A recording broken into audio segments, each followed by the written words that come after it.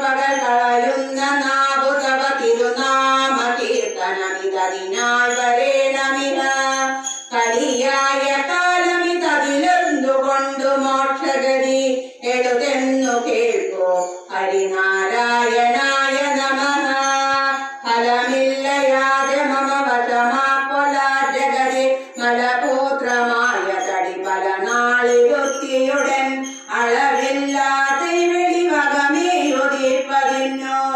കളയാതെ കാലമിനി നാരായണായ നമഃ ബന്ധുക്കളർത്ത ഗൃഹപുത്രാദിജാലമതിൽ വർദ്ധിച്ചു നിന്നുലകെ നിൻ തത്വമോകിലും